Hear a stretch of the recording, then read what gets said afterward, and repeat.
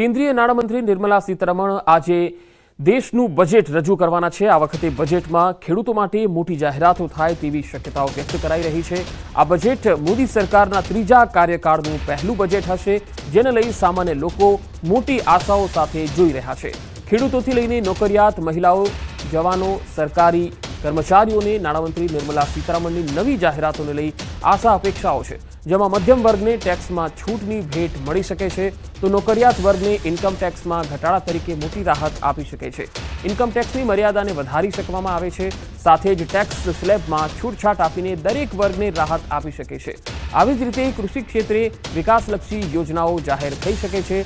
ખેડૂતોને ઉત્પાદનનું યોગ્ય મૂલ્ય મળે તે માટે એમએસપીની ખામીઓ દૂર કરી શકે છે।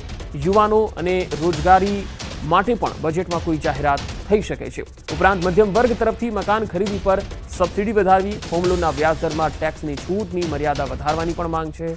આ સિવાય શિક્ષણ, હોસ્પિટાલિટી, ઓટો સેક્ટરમાં પણ જાહેરાતોની સંભાવના છે। નાણામંત્રી નિર્મલા સીતારમણ સતત 7મી વખત બજેટ રજૂ કરવાના છે, જે રેકોર્ડ બનાવી શકે છે।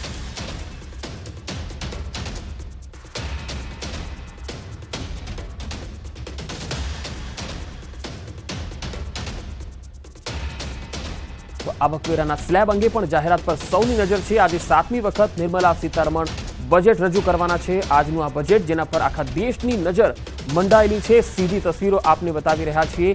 કેન્દ્રીય નાણામંત્રી જે છે એ બજેટ રજૂ કરવા માટે આજે રવાના થઈ રહ્યા છે સંસદ ભવન તરફ, અને તેમના જે તેઓ આજે જ્યારે બજેટ રજૂ કરવાના છે ત્યારે તેમના પટારામાં શું નીકળશે, ખાસ કરીને દરેક વર્ગના જે લોકો છે તેમના માટે કઈ કઈ જાહેરાતો હશે તેને લઈને આખા દેશની નજર આજે આ બજેટ ઉપર છે। અને આ 7મું બજેટ તેઓ રજૂ કરવાના છે તેમના કાર્યકાળનું। નિર્મલા સીતારમણ 7મી વખત આ બજેટ રજૂ કરવાના છે, ત્યારે આ બજેટમાં ખેડૂત વર્ગ માટે, યુવાઓ માટે, મહિલાઓ માટે આ તમામ કૃષિલક્ષી જાહેરાતોને લઈને પણ સંભાવનાઓ વ્યક્ત કરાઈ રહી છે કે અહીંયા આ બજેટમાં ખાસ મોટી જાહેરાતો હશે।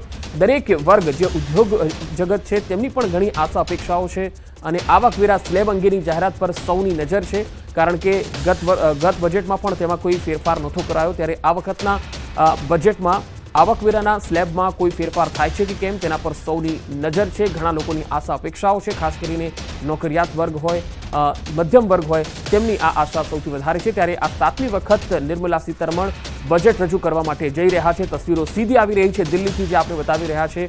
નિર્મલા સીતારમણ બજેટ રજૂ કરવા માટે સંસદ ભવન તરફ રવાના થઈ ગયા છે। નાણાં મંત્રાલયમાંથી બહાર નીકળી અને તેઓ હવે સંસદ ભવન તરફ જઈ રહ્યા છે।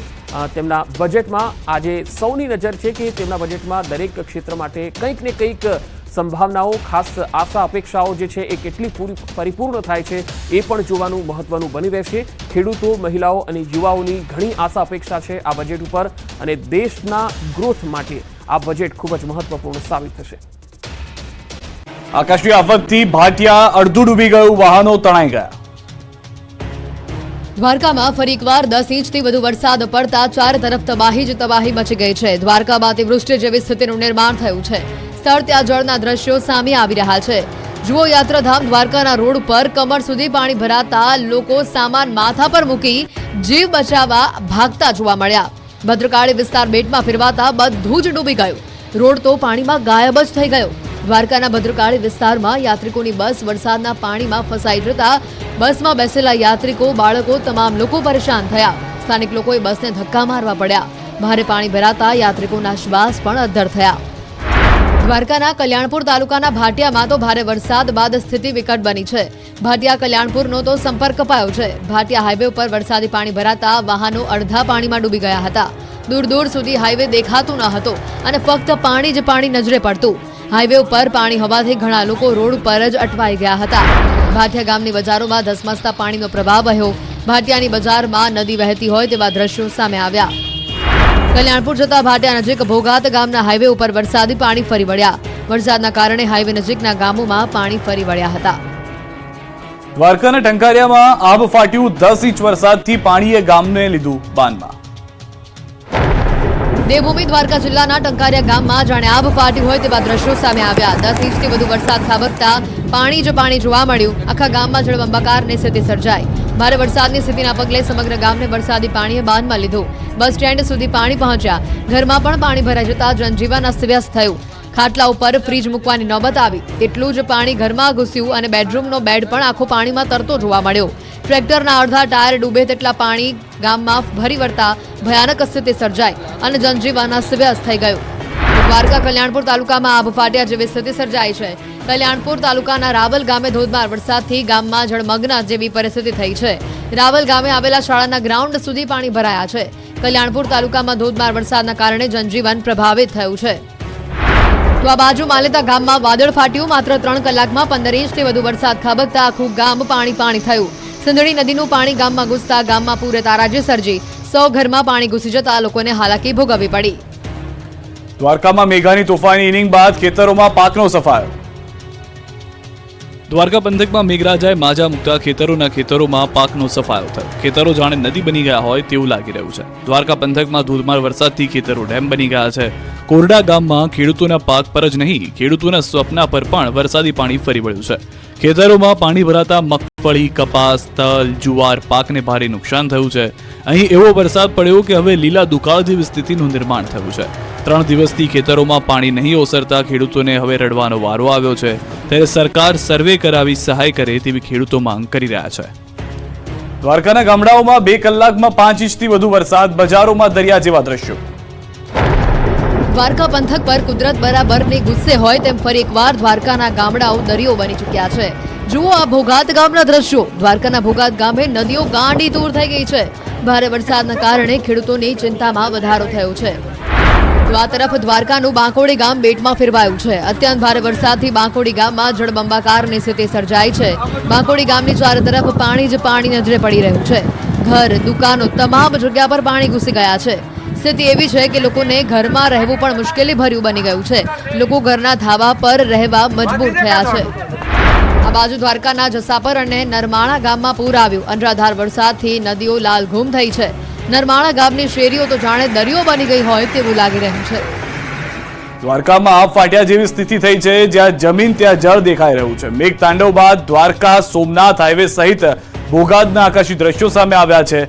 તરફ પાણી જ પાણી જોવા મળી રહ્યું છે. દ્રશ્યો આપ જોશો તો જ્યાં આગળ પાક હતો તેની જમીન હવે હતી ન હતી તેવી થઈ ગઈ છે. કારણ કે જ્યાં સ્થળ છે ત્યાં જળ જોવા મળી રહ્યું છે. આ આકાશી નજારો દ્વારકામાં આબ ફાટ્યાનો જે દ્રશ્યો છે એ સ્પષ્ટ કરી રહ્યું છે કે એક આખો જિલ્લો કેવી રીતે પાણીના હવાલે થઈ ગયો છે.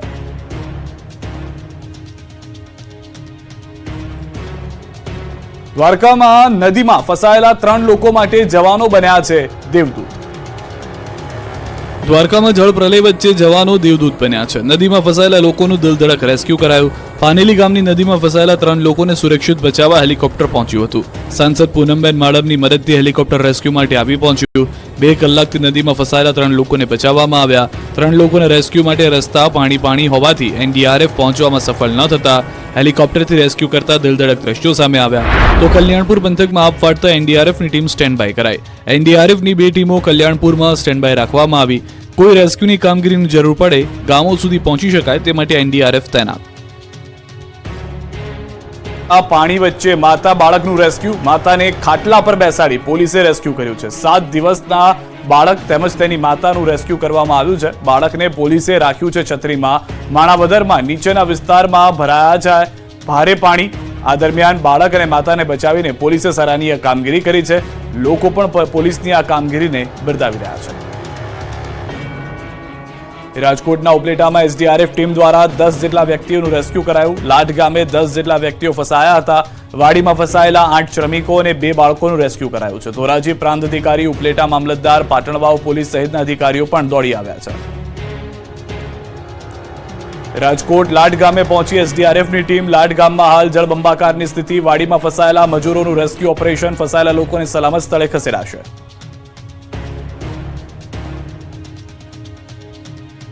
રાજકોટના ગણોદ પાટિયા પાસે પહોંચી છે ન્યૂઝ 18 ગુજરાતીની ટીમ. ગણોદ ગામના વિદ્યાર્થીઓ ઉપલેટા અભ્યાસ કરવા ગયા હતા અને ઉપલેટાથી બાળકોને ગણોદ ગામ સુધી પહોંચાડવા માટે વાલીઓ ટ્રેક્ટર લઈને પહોંચ્યા હતા. ટ્રેક્ટરના માધ્યમથી બાળકોને પોતાના ઘર સુધી પહોંચતા કરવામાં આવશે.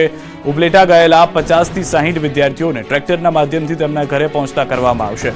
ભારે વરસાદમાં બપોરના 12 વાગ્યાથી વિદ્યાર્થીઓ સ્કૂલેથી છૂટી ગયા હતા, પરંતુ પાણી ભરાયેલા હોવાથી પોતાના ઘરે પહોંચી શક્યા નહોતા. વિદ્યાર્થીઓએ ભોજન પણ નહોતું કર્યું. હવે વિદ્યાર્થીઓને ઘરે પહોંચતા અંદાજિત 4 કલાક થશે. સુરતના અલથાણ વિસ્તારમાં કાર પાણીમાં ફસાઈ ગઈ છે. અલથાણ ખાડી વોકવે પર કાર પાણીમાં ફસાયા હોવાના દ્રશ્યો સામે આવ્યા. ઘટનાની જાણ થતાં ફાયરના જવાનો ઘટના સ્થળે પહોંચ્યા. પાણીમાં ફસાયેલા કારમાંથી યુવકનું રેસ્ક્યુ કરવામાં આવ્યું. સુરતમાં ભારે વરસાદને કારણે ખાડી થઈ રહી છે ઓવરફ્લો. જૂનાગઢના માણાવદરના જીલાણા ગામમાં પાણી ઘૂસ્યા છે. જીલાણા ગામે આવેલ તળાવનો પાળો તૂટતા ગામમાં પાણી ઘૂસ્યા. જીલાણા તેમજ આસપાસના સીમ વિસ્તારના પાણી આવે છે તળાવમાં. માણાવદર તેમજ આસપાસના ગ્રામ્ય વિસ્તારોમાં અનરાધાર વરસાદ વરસી રહ્યો છે. ખેતરોમાં પાણી ઘૂસી જતા પાકને નુકસાન થઈ શકે છે. જૂનાગઢ જિલ્લામાં સાર્વત્રિક ધોધમાર વરસાદ.